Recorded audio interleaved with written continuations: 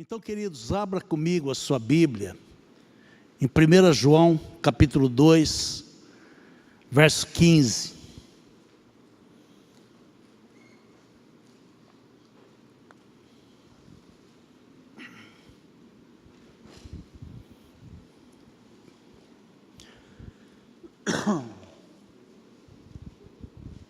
Achou? Quem achou, fala amém. Amém. Então põe o dedinho aí, guarda aí, feche seus olhos, curva a sua cabeça. Pai amado, nós mais uma vez entramos na tua presença, Senhor. Venha o teu reino aqui, Pai. Venha a tua graça aqui, Senhor. Meu Deus, nós só estamos aqui reunidos porque temos a certeza de que o Senhor está aqui.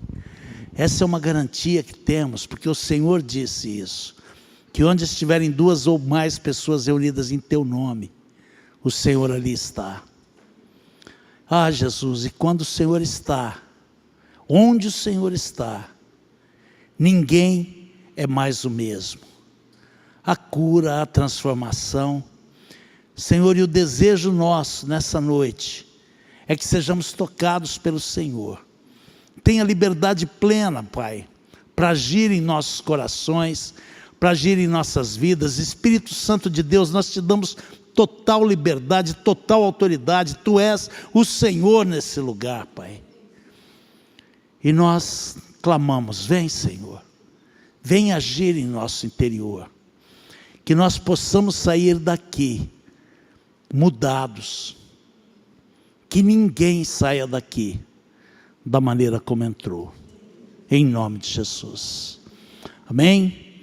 A palavra de Deus diz assim: não ameis o mundo, nem as coisas que há no mundo.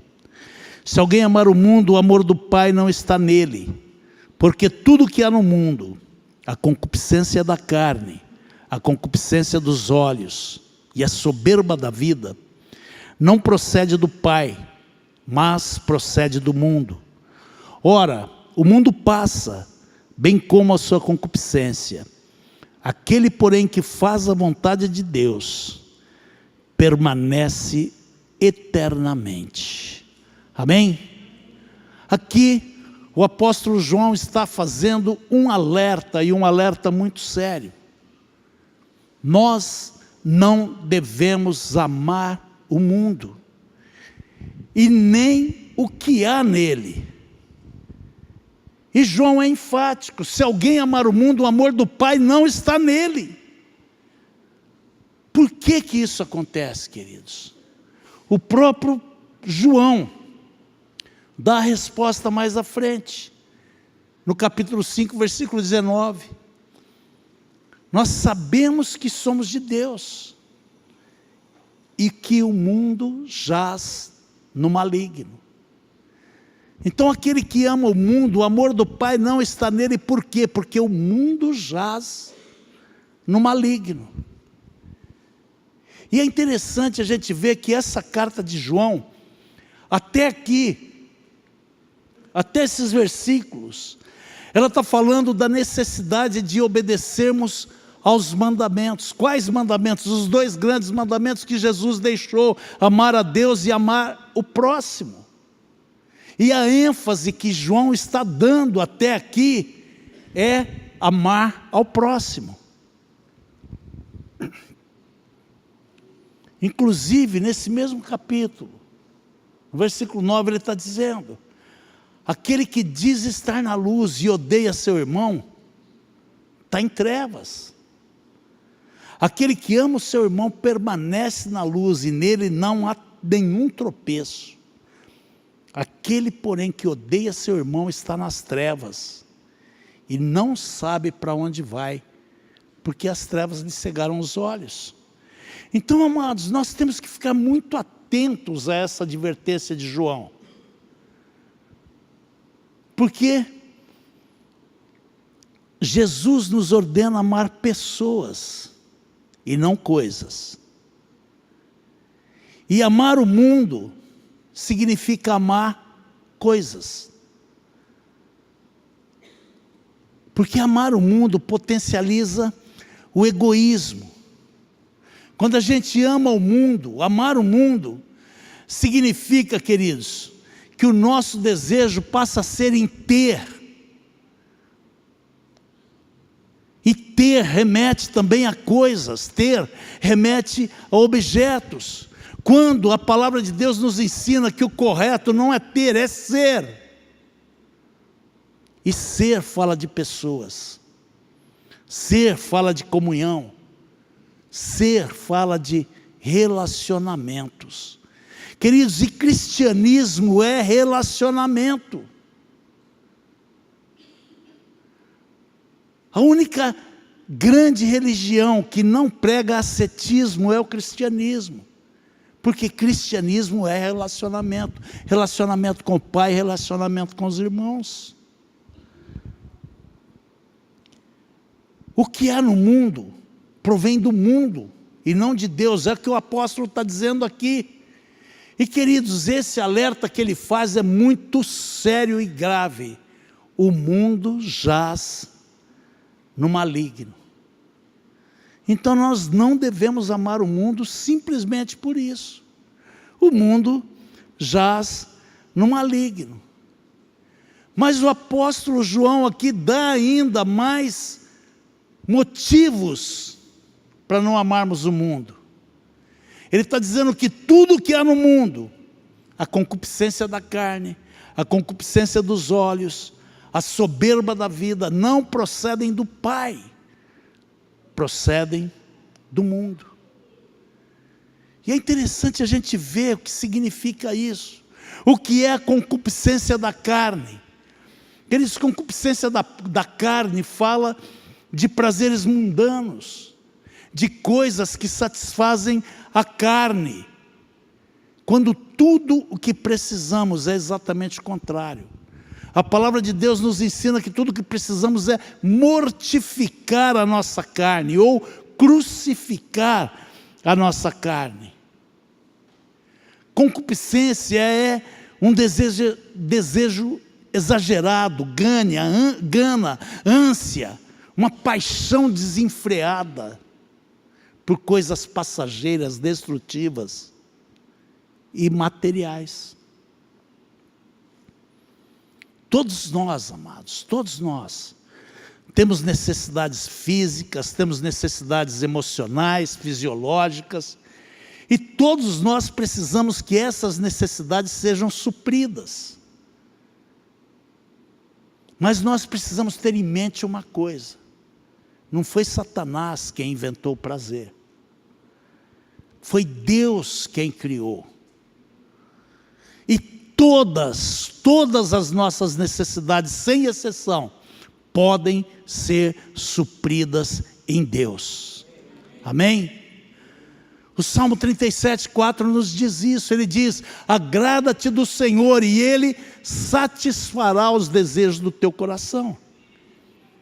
Então, amados, nós precisamos estar atentos a isso, porque nós somos tentados por essas concupiscências.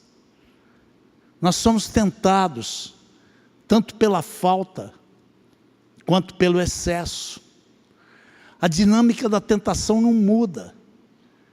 A primeira vez que nós ouvimos falar em tentação é lá em Gênesis 3, e a dinâmica não muda. E isso mostra que o poder de persuasão de Satanás é muito grande. Porque é a mesma coisa, é a mesma dinâmica, e as pessoas continuam caindo, as pessoas continuam sucumbindo diante de uma tentação. A Bíblia fala que Jesus estava 40 dias sem comer no deserto. E fala que ele sentia fome. Foi exatamente o momento que Satanás chegou e tentou Jesus pela necessidade. Satanás chegou para Jesus e falou: se você é o Filho de Deus, manda que essas pedras se transformem em pão. Amados, quantas pessoas sucumbem à tentação diante de uma necessidade? Quantas pessoas, por causa de necessidade, mentem, roubam, enganam, trocam a verdade e a certeza da presença de Deus por uma satisfação momentânea, trocam o eterno pelo perecível, por não conseguirem perseverar na palavra de Deus. A palavra de Deus garante a cada um de nós o suprimento das nossas necessidades, queridos. Nós não precisamos ceder a Satanás de jeito nenhum. Muito pelo contrário, nós precisamos resistir à tentação. Nós precisamos resistir à provação. Para quê? Para podermos ser aprovados. Nós precisamos passar por provas, senão nós não vamos ser aprovados. Não tem progressão continuada no reino de Deus, queridos. A gente tem que ser provado. Jesus se manteve firme. Apesar, queridos, da sua extrema necessidade, 40 dias sem comer. Mas a reação de Jesus diante da tentação foi uma reação de quem sabia o que queria, de quem sabia quem era. Ele disse: está escrito, nem só de pão viverá o homem, mas de toda palavra que procede da boca de Deus. Sabe, Jesus não permitiu que uma necessidade o afastasse do propósito de Deus. Ele não permitiu que uma necessidade o afastasse da presença de Deus. Amados, quando a gente cede aquelas coisas que seriam para suprir as nossas necessidades, comida, roupa, atividade lúdica qualquer, elas começam a adquirir uma dimensão maior. E aquilo que antes era uma necessidade, acaba tornando-se uma obsessão. Busca por prazer, busca por status, busca por poder, e acaba levando a gente a um desvio. Faz com que a gente deixe de amar a Deus e comece a amar o mundo. É sutil a coisa, queridos. Eu não sei se você está entendendo o que eu estou falando, mas é uma coisa muito sutil. Agora, quando nós amamos o mundo, ou seja, quando nós amamos coisas, a gente se torna egoísta. E a gente se torna tão egoísta que a gente começa a coisificar pessoas. Então as pessoas começam a servir apenas para satisfazer os nossos interesses, os nossos apetites ou a nossa concupiscência. E quando a gente age dessa maneira, nós estamos mostrando que na realidade a gente não ama nem a gente mesmo. Por quê? Porque a concupiscência da carne é um negócio altamente destrutivo. Quando nós usamos pessoas, quando nós coisificamos pessoas, nós vamos nos tornando insensíveis, indiferentes, sem capacidade de amar verdadeiramente, porque a gente perde a capacidade de dar. E isso vai minando a nossa alma, e isso vai nos destruindo aos poucos, queridos. A gente começa a se tornar amargo. Nós nos tornamos pessoas amargas, sem utilidade. Por quê? Porque por mais que a gente possa ter, a gente não consegue dar. E uma pessoa que não dá, ela não recebe. O reino de Deus é tão claro em relação a isso. É dando que a gente recebe. Então, por mais que a pessoa tenha alguma coisa, ela nunca vai receber nada. Sabe, por mais que essa pessoa tenha sexo, ela nunca vai receber amor. Por mais que ela tenha convívio social, ela jamais terá amigos, porque ela é incapaz de se doar, ela é incapaz de dar. Por mais que ela procure prazer, ela nunca vai encontrar a verdadeira alegria, queridos. E isso vai se tornando uma bola de neve. Isso vai se tornando um ciclo um círculo vicioso, queridos. A conclusão que a gente chega é que Satanás, que é o pai da mentira, falsificou o prazer genuíno, que foi criado por Deus. E ele destrói o coração do homem quando ele lhe oferece uma coisa irreal, que jamais vai poder satisfazê-lo realmente. E isso faz as pessoas se decepcionarem. Isso faz realmente virar um círculo vicioso, porque quanto mais a pessoa procura felicidade, amor, alegria, prazer, mais ela vai se sentindo só, mais ela vai se sentindo vazia. A pessoa pode estar rodeada de gente, mas ela está só.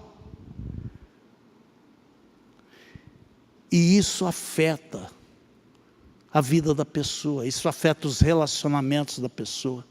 Ela acaba perdendo tudo, inclusive a família, porque isso afeta relacionamentos familiares.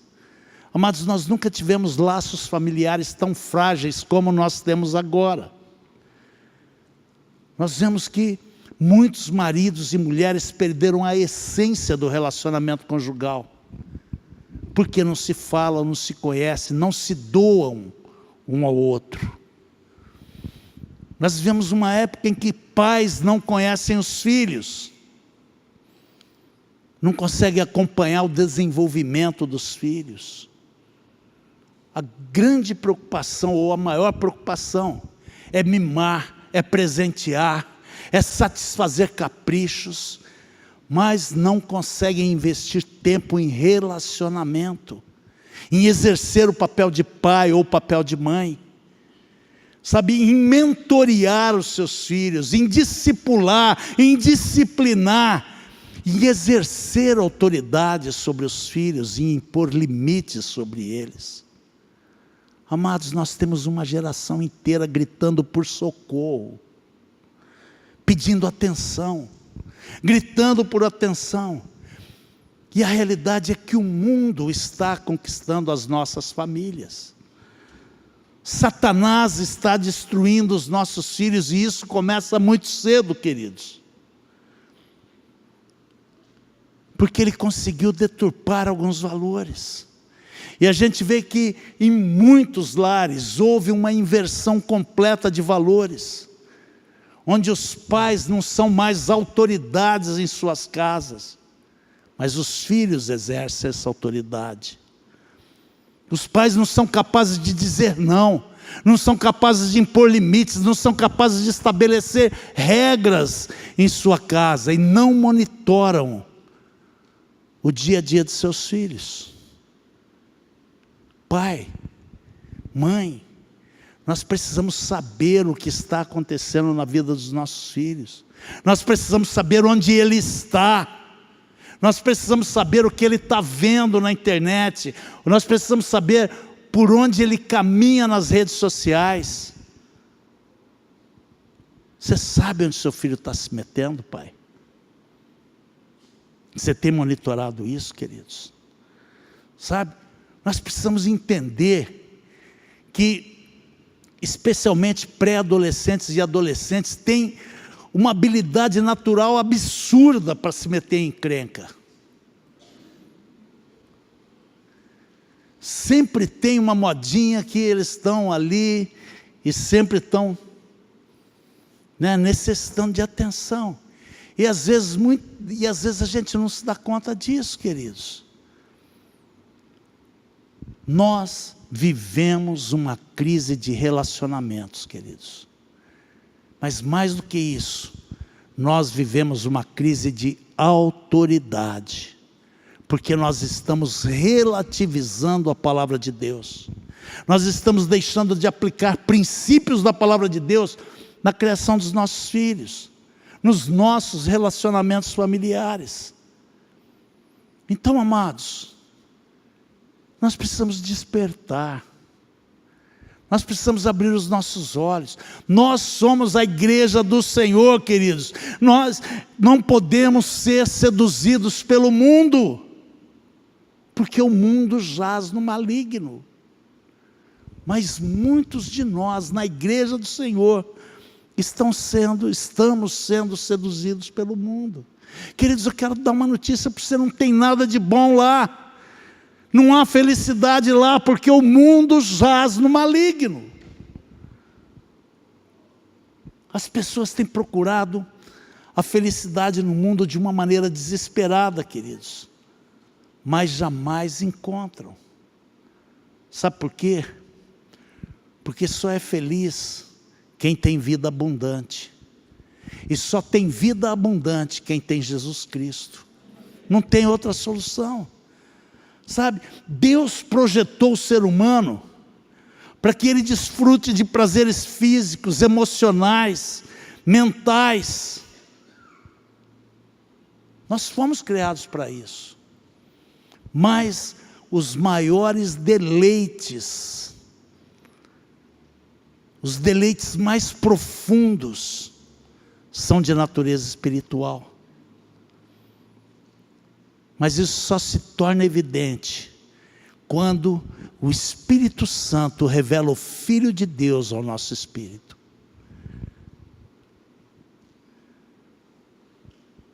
O Salmo 16, 11, ele fala algo tremendo.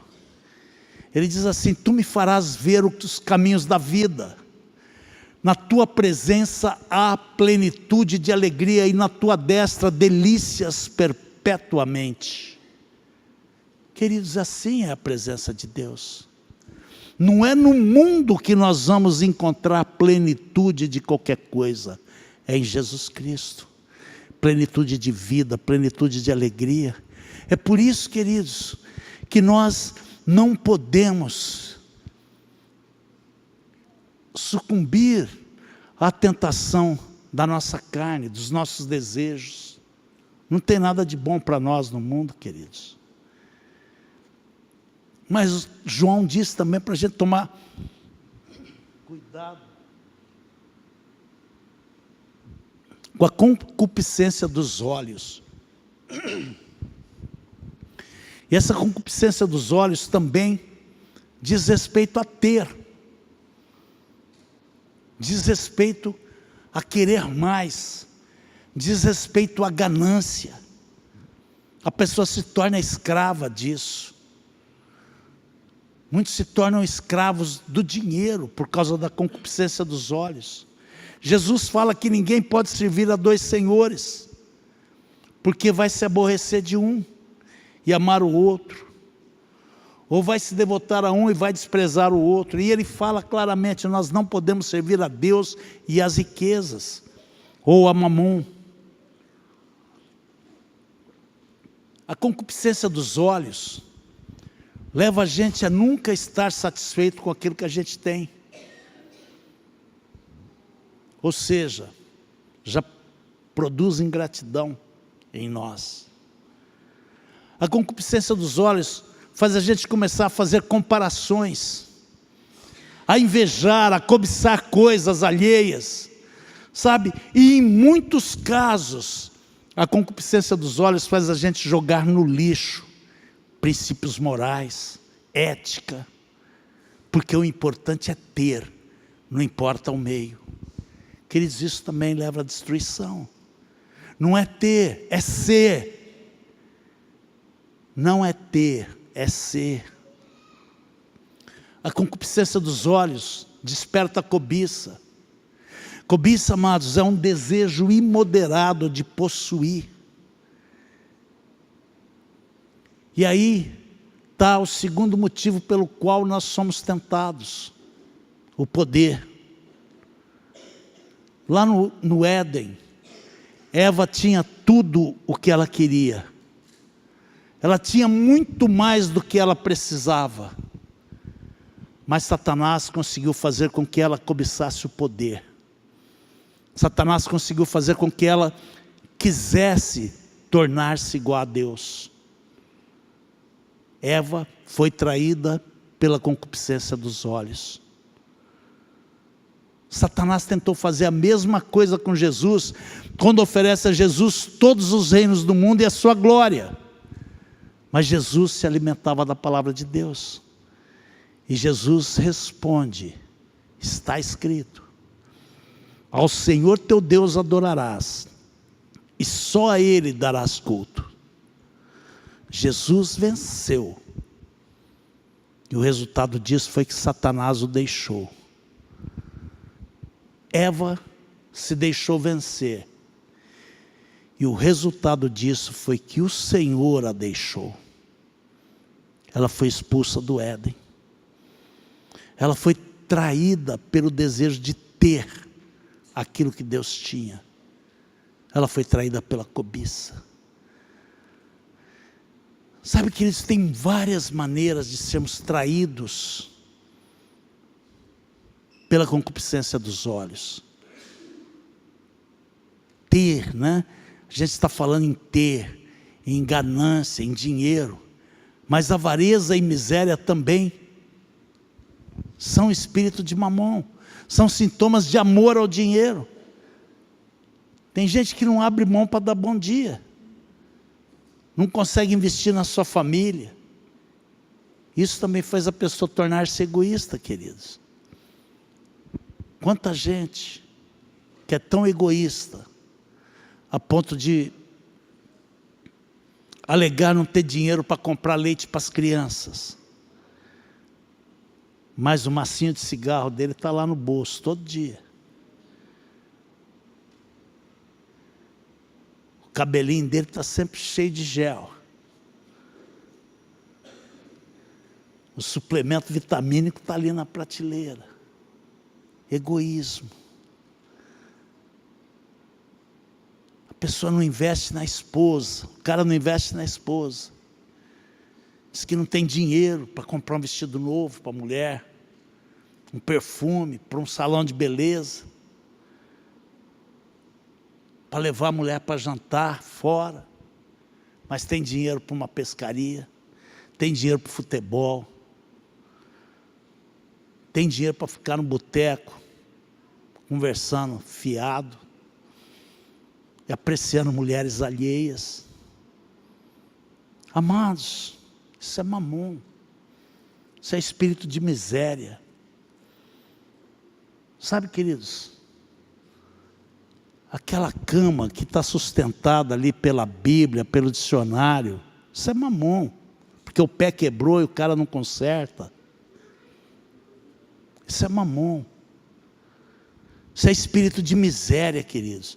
Isso é amar o dinheiro, isso é ser escravo do dinheiro, é amar coisas, quando nós precisamos amar pessoas. Amados, ter é muito bom, quando não impede a gente de ser. Ter é muito bom quando não impede a gente de dar.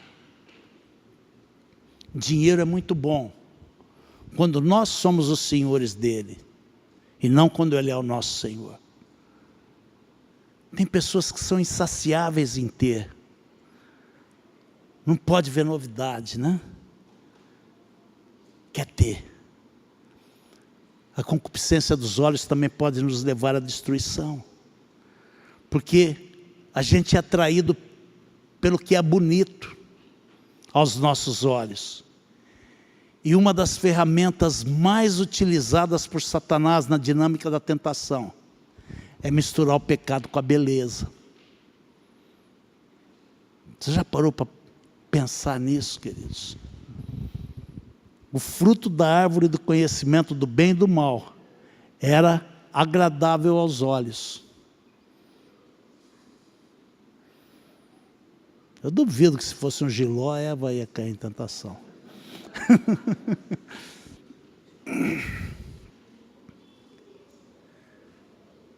Ló, quando ele estava se apartando de Abraão, a Bíblia fala que ele estendeu os olhos e ele viu a campina do Jordão. E a Bíblia diz que ele olhou aquilo e ele falou que aquela campina era bonita como o jardim do Senhor. Isso está lá em Gênesis 13. E o que Ló fez? Foi armando as suas tendas até Sodoma. Sabe, Ló não buscou direção divina para o novo caminho. Ele simplesmente olhou com os olhos naturais. Ele viu um negócio bonito. Ele viu uma bela campina e falou: isso é meu, eu quero para mim. Quando a gente não busca saber qual é a vontade de Deus para nós, queridos, para as nossas vidas, qual é a direção que Deus quer dar para as nossas famílias, nós corremos o risco de sermos atraídos pelas belas campinas do Jordão. Cuidado, amado. Nem sempre o que é aparentemente bom é bênção para as nossas vidas. Nem sempre o que é bonito é bênção para as nossas vidas. Ló ia armando as suas tendas até Sodoma. A palavra de Deus nos garante que há caminhos que ao homem parecem bons, mas no final são caminhos de morte. Querido, todo homem que decide não ser radical na sua fé, acaba sendo persuadido pelos sofismas do pecado. Todo homem que decide não ser radical na sua fé, acaba se acomodando e acaba arrastando consigo a sua família até Sodoma.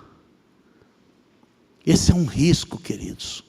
Quando a gente escolhe as coisas naturais como centro das nossas vidas, quando a gente não escolhe o reino de Deus, a gente vai se aproximando cada vez mais do mundo. Ló não apenas foi para Sodoma, mas ele chegou ao ponto de chamar os homens de Sodoma de irmãos.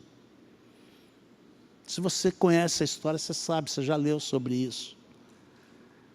Tem muito crente expondo suas vidas, tem muito crente expondo suas famílias ao pecado, porque não querem ser radicais, querem ser descolados, né? Querem agir como o mundo age, para não parecer radical, para não parecer fanático, porque acha bonito, quer ser aceito. Como Ló escolhem tratar as pessoas do mundo como meus irmãos. Queridos, não há nada de bom para nós lá. Não há nada de bom para nós lá, queridos. A concupiscência dos olhos leva a gente a se preocupar apenas com a casca da coisa, apenas com o invólucro, apenas com o externo. Sabe, em vez de buscar satisfação interior, a pessoa começa a dar importância à aparência externa. Sabe, hoje nós temos isso, uma geração extremamente preocupada consigo mesmo, com sua aparência externa, gasta tempo e dinheiro excessivos em busca de embelezar o corpo, mas não vão atrás de edificar o seu espírito, de edificar a sua alma. Hoje em dia nós vemos muita gente que tem uma casa bonita demais, mas não tem um lar, porque se preocupa com coisas e não com pessoas. A casa é capa de revista, mas a família está destruída.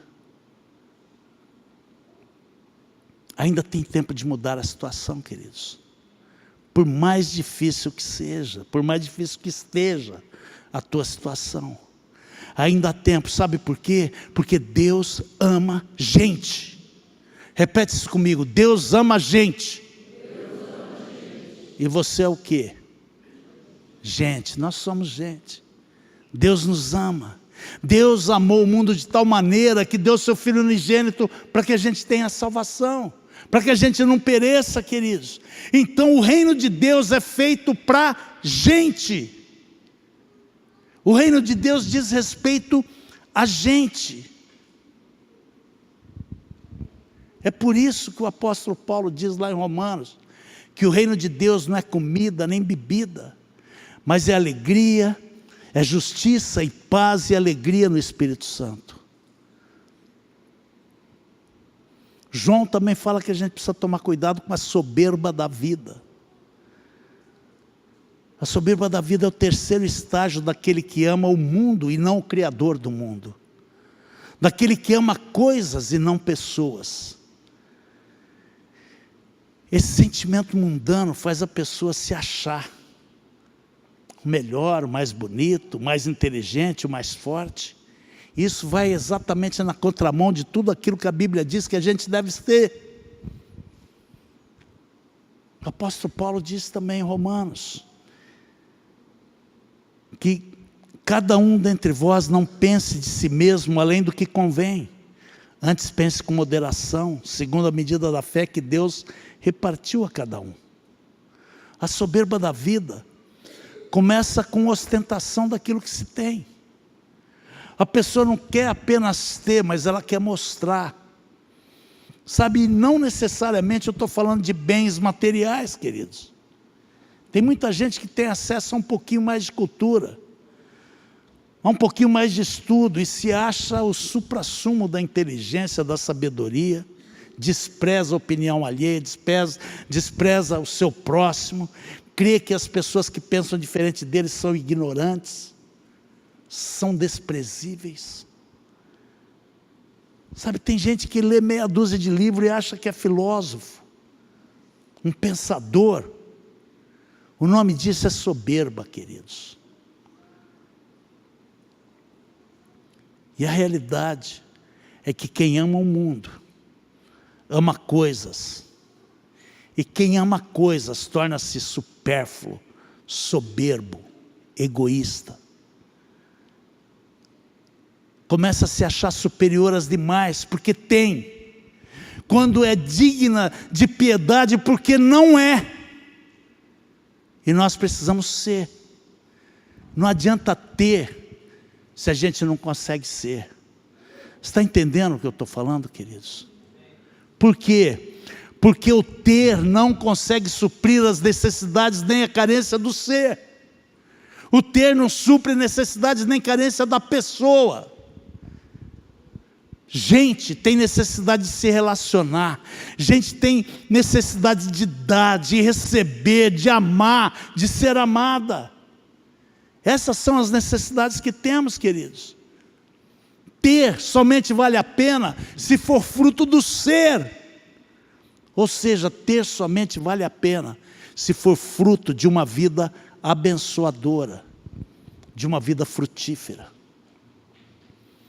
Deus dá, e Deus nos dá para que a gente aprenda a servir. Queridos, aquilo que Deus nos dá, o que nós temos, tem necessariamente que abençoar a casa de Deus, as nossas vidas, a vida dos nossos irmãos. Isso aí fala de pão e fala de semente. Então, queridos, o que João está dizendo aqui é que nós temos que ser radicais na nossa fé. Nós temos que nos transformar pela renovação da nossa mente. Nós temos que escolher amar a Deus e não ao mundo. Porque amar o mundo significa amar coisas. Amar a Deus significa amar pessoas. E isso começa na nossa casa, com a nossa família. A nossa família é o nosso GR principal, sabia disso? Nós não podemos relegar a nossa família ao segundo plano, queridos. Nós não podemos entregar a nossa família a Sodoma. Nós não podemos entregar a nossa família ao mundo, queridos. Quando nós formos prestar contas a Deus, nós vamos responder primeiro pelas nossas famílias. O apóstolo Paulo diz lá em Timóteo, que se alguém não tem cuidado dos seus, especialmente dos da sua própria casa, tem negado a fé e é pior do que o descrente. Então, nós precisamos tomar a atitude radical que Abraão tomou. Queridos, nós somos filhos espirituais de Abraão, nós somos filhos, nós somos herdeiros espirituais dele. Então nós precisamos tomar a atitude que ele tomou e foi radical. Nós precisamos, se for necessário, amarrar a nossa família ao altar, porque se a gente não fizer isso, o mundo vai amarrar os nossos filhos, os nossos cônjuges. Nós não podemos permitir que a cultura corrompida do mundo encontre abrigo nos nossos corações e nos corações dos nossos familiares. Nós precisamos construir um muro de proteção ao redor das nossas casas, queridos. Isso é muito sério. Se a gente ama o mundo e aquilo que há no mundo, João está dizendo que o amor do Pai não está em nós. E Tiago fala, explica o porquê, que quem ama o mundo, o amor do Pai não está nele. Porque Tiago diz que quem é amigo do mundo, torna-se inimigo de Deus. Amados, essa palavra é um alerta para nós. Esse texto termina com uma afirmação muito séria. O mundo passa, bem como a sua concupiscência. Aquele, porém, que faz a vontade de Deus, permanece eternamente. Amém? Queridos, nós somos criados para o louvor da glória de Deus. A eternidade está no coração do homem. A palavra de Deus diz isso, queridos. Agora, se nós escolhemos amar o mundo, essa eternidade vai ser cheia de dores, de sofrimento, de tormenta e de lamentos. A Bíblia nos aconselha a permanecer eternamente. Como que a gente permanece eternamente? Fazendo a vontade de Deus, tornando-nos praticantes da palavra de Deus e não apenas ouvintes. Amados, creia, Deus tem reservado o melhor para você. A palavra de Deus é clara. Os pensamentos de Deus a teu respeito são pensamentos de paz e não de mal. Eles são mais altos do que os nossos pensamentos. Existem promessas na palavra de Deus, queridos, e nós precisamos viver, tomar posse dessas promessas. A promessa de salvação para toda a tua casa. A palavra de Deus é clara quando diz que toda a tua casa será salva. Crê no Senhor Jesus Cristo e será salvo tu e a tua casa. Amém? A promessa de bênção para a tua família, queridos, é uma questão de obedecer. Olha que promessa maravilhosa que tem para a tua família. Isaías 61:9 diz assim: a tua posteridade será conhecida entre as nações, os seus descendentes no meio dos povos. Todos quantos os virem, os reconhecerão como família bendita do Senhor. Você quer isso para a tua casa, queridos? Você quer isso para a tua família, queridos? Gente, eu achei maravilhosa a música que o Fabiano compôs, que fala exatamente isso. De legado, de gerações, a misericórdia de Deus, o amor de Deus alcançando gerações e gerações e gerações. Queridos, é isso que Deus tem para nós, amados. É isso que Deus tem para nós. Nós precisamos aprender a linguagem da fé. Nós precisamos aprender a trazer para o mundo natural aquilo que já existe no mundo espiritual. E todas as nossas necessidades estão supridas no mundo espiritual, queridos. E nós precisamos crer nisso. Nós precisamos crer, a palavra de Deus nos garante que há poder nas nossas palavras. O que significa isso? Significa que a gente recebe aquilo que a gente proclama. E é por isso que nós precisamos ter fé. Parar de murmurar. Queridos, murmuração é uma declaração profética do inferno. Nós precisamos ousar crer na palavra de Deus. Amém? Quero te convidar para ficar em pé. Quero chamar o pessoal do louvor para subir aqui.